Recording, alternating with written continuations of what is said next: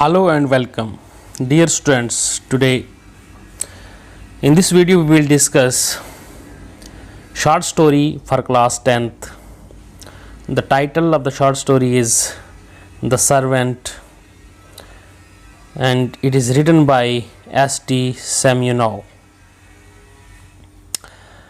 Introduction. The Servant is a semi-autobiographical story. Semi-autobiographical. Semi means half autobiographical. Based on S.T. Semyonov's own struggles to find odd jobs in an attempt to crawl out of poverty. Crawl out of poverty means poverty से बाहर निकलने के लिए वो job की तलाश में थे. It was featured in Thomas Seltzer's collection of Beat Russian Stories 1917. इसकी समरी है The story has Gerasim in its lead role. Gerasim जो है वो मैन इसमें कैरेक्टर है. Gerasim returned to Moscow just at a time when it was not easy to find a job. The time was just around Christmas when a man mostly sticks to a poor job in the expectation of a present. The peasant lad his father was peasant, was roaming in van for 3 weeks in search of job. He stayed with his village relatives and friends, and although he had not yet suffered great lack, he was disheartened by the fact that he, a strong young man, was expected to go without job. So he get disheartened. Since early boyhood, Gerasim had lived in Moscow. He had gone to work as a bottle washer in a brewery at the time when he was still a boy, and later as a lower servant in a house. पहले जब वो छोटा ही था वो शराब की factory industry में वो काम करता था bottle washer, as a bottle washer.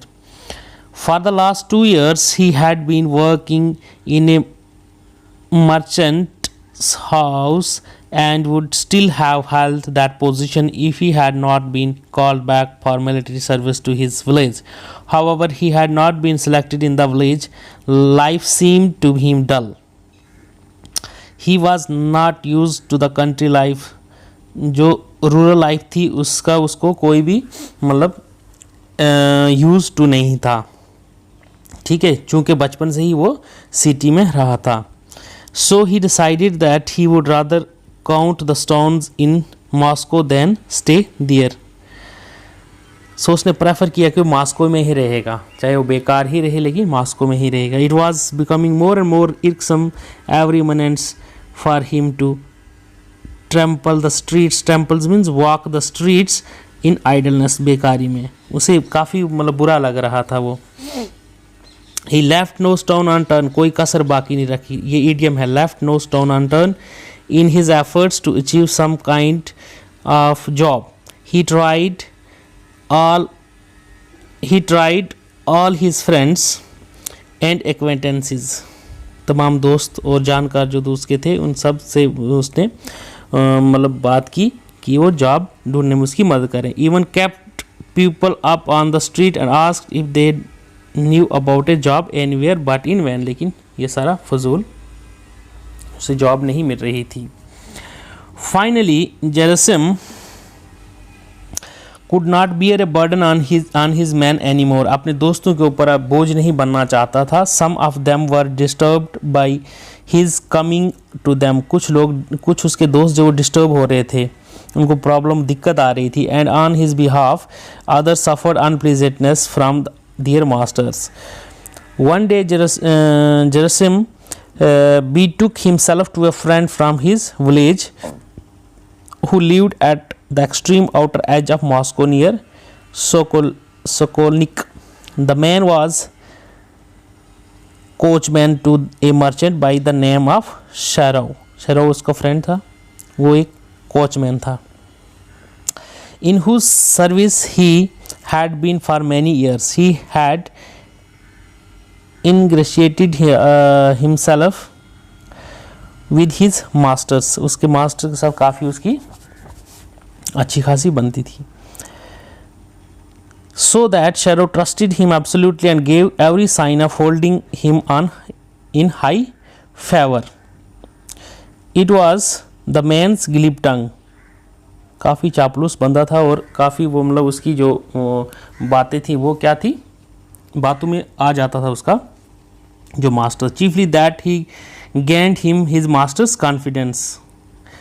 He had hold on all the servants and Shero valued him for it. इसके लिए उसको काफ़ी उसकी इज्जत करता था. In order to secure a place for Gerasim, the coachman poisoned the ears of his master. उसके कान भर दिए थे उसने कि जेरासिम को ही यहाँ पे जॉब पे लगाना है. ठीक है. अगेंस्ट एन ओल्ड एम्प्लॉय, जो कि ओल्ड एम्प्लॉय था, बूढ़ा एम्प्लॉय था, उसके अगेंस्ट उसको निकाल के जेरासिम को वहाँ पे क्या अपॉइंट किया जाए. The master knew that the old man had all the merits of a good workers. वो मास्टर जानता था कि वो जो ओल्ड मैन है वो एक अच्छा वर्कर है, तमाम क्वालिटीज़ हैं उसके अच्छा वर्कर होने की. Yet he could not help falling to the eloquence of his coachman and he agreed to take Gerasim at the old man's place. लेकिन उसके बावजूद भी उसकी क्वालिटी, बूढ़े वर्कर की क्वालिटीज़ होने के बावजूद भी जो जेरासिम का फ्रेंड था वो कामयाब रहा अपने मास्टर को मोटिवेट करने में कि जेरासिम उसकी जगह पे उसे अपॉइंट किया जाए, उसे जॉब दिया जाए. And he agreed to take Gerasim at the old man's place. Gerasim was now very happy. Gerasim तो बहुत खुश हो गया कि उसे जॉब मिल गई. To have finally a job for himself. He wanted to have a glimpse of his future home. अब वो उसे आशा हो गई थी कि अब उसे भी मतलब अच्छा उसका स्टैंडर्ड होगा, लिविंग स्टैंडर्ड मकान होगा. Which he has to stay in from the day he was suppose to join. अब वो उस मकान की उम्मीद में था कि मतलब वो कि from the he was to stay in, वो ठहरेगा from the day he was suppose to join, कि जब वो जॉब ज्वाइन करेगा उस हाउस में जाएगा. When Gerasim went to have a glimpse of his future home, जब वो देखने जा रहा था उस अपने घर में जो फ्यूचर में होने वाला था उसका घर, he heard an old couple from inside the same house weeping and mourning. वो रो रहे थे for losing their only source of living to the coachman's friend. उनका वो जो बूढ़ा था ना, तो उसका ओनली सोर्स जो था वो क्या था, उसके जो था वहाँ पे सर्वेंट था, उसे निकाल दिया था. जेरासिम को वहाँ पे उसकी जगह पे लगा दिया था जॉब पे. तो वो क्या कर रहे थे, वो शिकायत कर रहे थे, रो रहे थे, complaining about how the coachman poison the ears of his master. किस तरह से कोचमैन ने कान भरे थे किसके, मास्टर के, और उसे निकाल दिया. For securing the position for his friend. Gerasim felt guilty conscious and decided not to take the old man's position. उसने डिसाइड किया कि जब उसने सुना कि वो रो रहे हैं कि वही उनका मतलब सोर्स था इनकम का, वो उनसे छीना गया, तो वो जेरासिम जो था वो दुखी हो गया और उसने डिसाइड किया कि वो उसकी पोजीशन नहीं लेगा. किसकी, ओल्ड मैन की पोजीशन नहीं लेगा. तो इसमें जो है वो थीम है.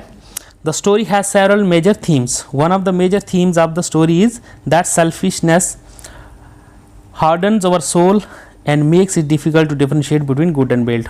जो खुदगर्जी है वो हमारी जो मन है, मन को ख़राब कर देता है और हम अच्छाई और बुराई के बीच में फ़र्क नहीं कर सकते.